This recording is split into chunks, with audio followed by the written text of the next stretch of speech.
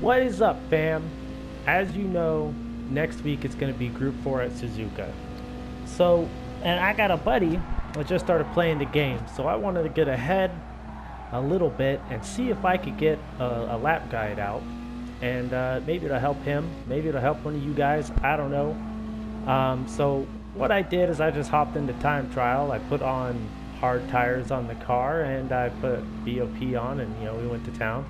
And it didn't bother matching the time too much, but it's going to be fine. All the braking points are going to be close enough that it's not going to matter. I went 3 to the rear on the brake bias. This is the lap right here. As we go through, I'll let it play out as I talk to you, and then we'll go back through and I'll tell you all the braking points and what I'm doing to get around the track. I did 2 laps. One was in the Viper, and I did one in the Audi TT. And because I know that front-wheel drive are usually real strong over 1 lap, somehow I was still faster in the Viper. I'm not real good in the front-wheel drive cars, but I sure try. But I think I got a 208.3 in the Viper and a 208.4 in the Audi TT. They both felt like good laps. But yeah, as we finish up here, we go through 140R. What is this called? It's a left-handed turn, right? But people call it 140R? I don't know. I don't know shit. But yeah, I hope you guys are having a good weekend. I'm just trying to get this out a little early. I know that you might say it's going to be a little off, and that might be a reasonable thing to say, but it's not. It'll be close enough that you'll be able to, to give you an idea of what you should be doing to get around this track. All right, so there's our lap, a 208.313. We'll start her over and let her fly. We'll ride behind as usual so you can see when the brake lights turn on. Well, we just did that first lap, so you can do it then there too, or go back and watch it. All right, so you see that 50-meter board right there in front of us? That's going to be our turn-in point. We're going to turn in approximately right before that or so, and we're going to aim for that inside apex. On the right-hand side, there's a rumble strip, and you're just going to try to draw a line from just before that 50 board to that apex, and you're going to start hitting the brakes right after you pass that 50 board. And you're going to brake through most of the corner. Here, and you'll see here. You jump on the brakes and then ease off of it. Slowly and downshifting until you can reach the second apex, and then slowly roll on the gas to get out. You're going to get all the way over to the right-hand side here, and you'll turn in and let off the gas. You won't have to hit the brake. You'll just let off the gas, and you're going to try to get right on that apex just like that. You see that green? You want to try to run over that green. And you see on the exit of this apex how we kind of have the car pointing in the same direction as the rumble strip almost. It's kind of like you're late apexing a little bit. You don't want the car to run over to the right-hand side here. You want to keep the car to the left-hand side the best you can. And then right here you see I've hit the gas a little, but I'm going to be letting right back off the gas to get the car to dip right into this next corner going to the right. Here I've even applied a little bit of brake to get the car to bite into the corner so I can get another late apex. You can see it right there. Once again, I have the car pointing in the same direction as the rumble strip on exit. You can see me powering out there as well. The reason we do that is so that we can keep the car on the right hand side of the track out of that exit. You can see right here that I only go to the halfway point between the left and right hand sides of the track, so I can immediately get the car back to the right hand side of the track. Obviously we didn't go all the way over there, but we want to be as far right as we can for this next corner. And you want to carry as much speed into here as possible. We didn't hit any brake to get the car to turn in. We just let off of the gas a little. And as you can see, we have the left side tires on that green again. That you want it to be right there. I don't think I could have done this section any better. And you're going to power out of here all the way to almost the right hand side of the track. You know what I mean? You're not going to try to keep it to the left. you'll carry that momentum all the way out almost to the right hand side of the track here, and you get right here, and then you can turn in hard towards that apex, and then I guess I'm braking and hitting the gas at the same time here. That's probably just a delay in what is being represented of what I'm doing. I rarely actually hit the brake and gas at the same time, but basically you're letting off the gas, and you're getting on the brake, and you're not going to get on a lot of brake. You're just trying to get the car to stick to the right hand side of this track as you go around.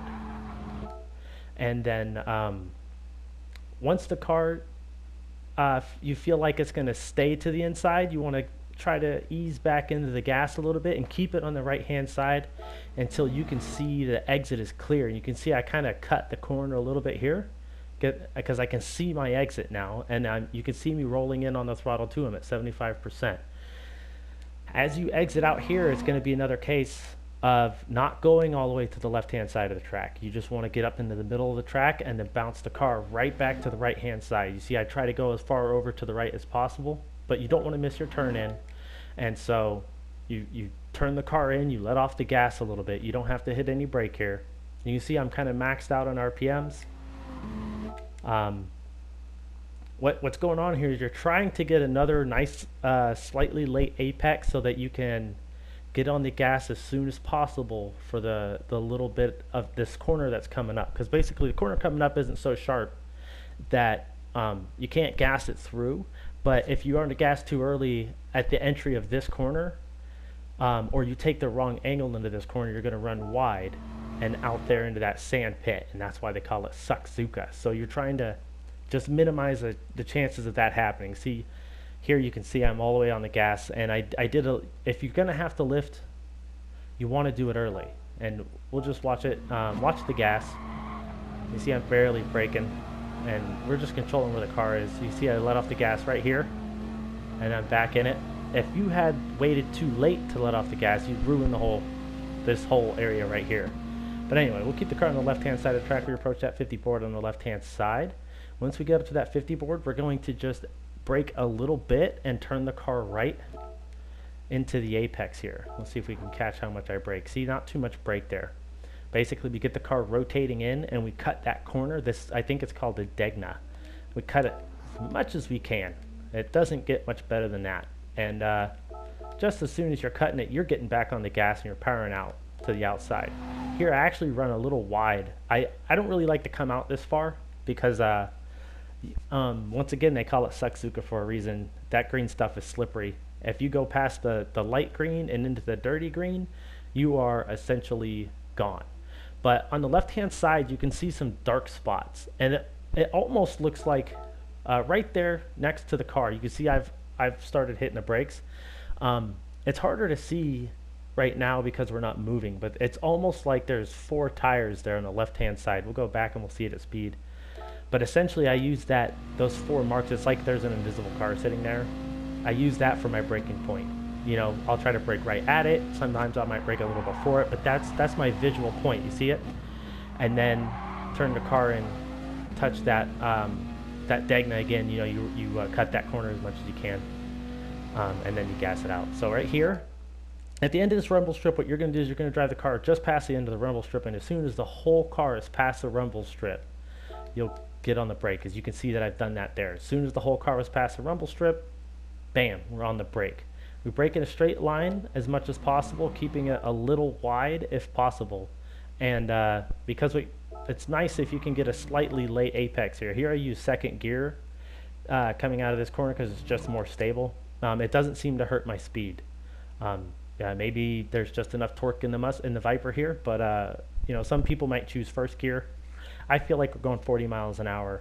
Second gear is just fine, and it's real stable too. And see, it's not long before you see the thing. By the time you got it straight, you see the rev bar, so it's usually a good sign that you didn't miss it too much.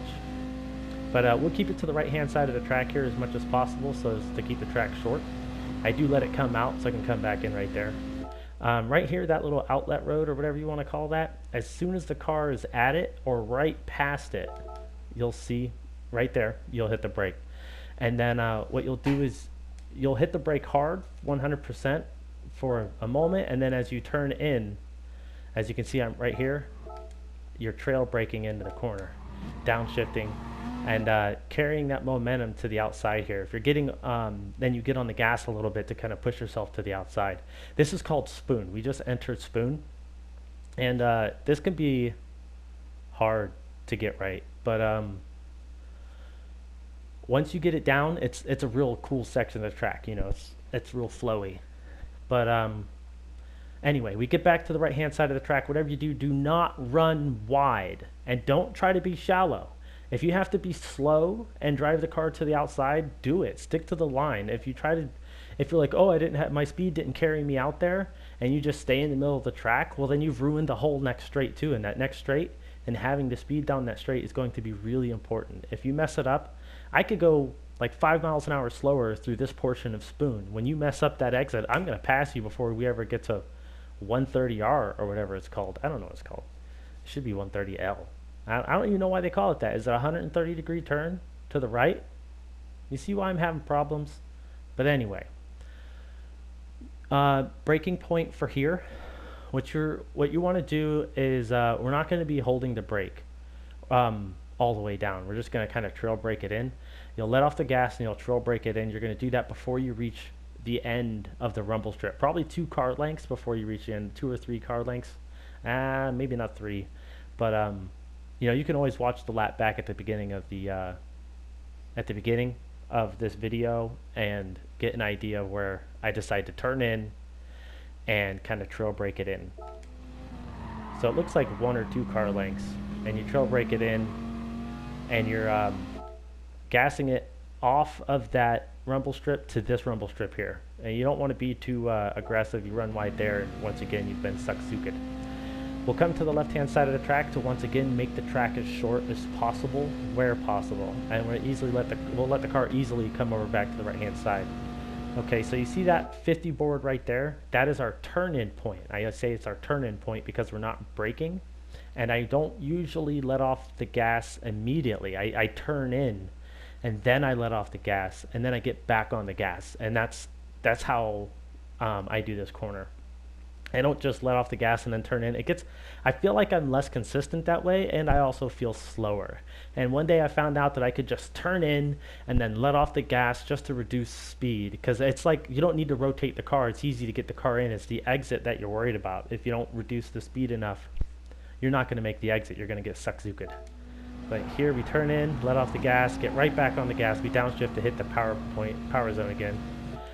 So here's the one part that I messed up in here. I was braking a little bit late. I was trying to brake like a car length or a car length and a half before that 100 board, but it looks like you might want to hit the brake right at the halfway point between the board I'm next to now and that 100 board. This is probably the 150 board. So you're going to want to hit the brake probably right at the 125 meters, maybe 120 meters. You know, you'll have to play with it until you feel, till you know how you feel about it. But what you want to do. See, right here, I'm off the apex, an entire car width. I could have a whole car right inside there, and it would not get a penalty. So you want to cut this as much as you can, because it's going to give you a wider angle on the next portion. This is called the Casio triangle. It's a right, left, and then it's the entry to the straight. So you want to cut this as much as you can, and I miss it. And then here you can cut the hell out of this. Even during a race with penalties and everything, keep in mind you can cut the hell out of this. And if you're not, you're missing out, and it's on you. You can't blame anybody but yourself. If the game allows it and you don't take advantage of it, it's your problem, not everybody else's for doing it. So anyway, you cut as much as you can. Keep your tires on the rumble strip. You can cut too much and you will get hit with a penalty. So don't be an idiot, but take advantage of what you can. And then we're gassing it out of there. We'll watch the transition at full speed, braking gas and stuff. Whoops. So we're just letting off the gas to get it to dip in through the corner. And then we'll keep it to the right-hand side. When you're going for your hot lap and you think you're on a good lap, keep it to the right-hand side. Don't do this in the race, though, unless someone's right on your ass and you don't want them to pass you. So that was the lap in the Viper. So I'm going to show you the lap in the Audi. It's pretty much the exact same. All the braking points are pretty much the same.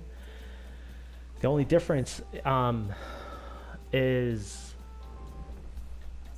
how you use the throttle getting out of the corner and what gears you're using. If you are using the best gear for acceleration, you might spin up the tires and not accelerate at all. So you have to keep that in mind, because you can ruin your speed down the straight. And there are many instances where grabbing the next gear up, and we'll just watch it from back here, but there are many instances where grabbing the next gear up, even if it might be slower, can be better.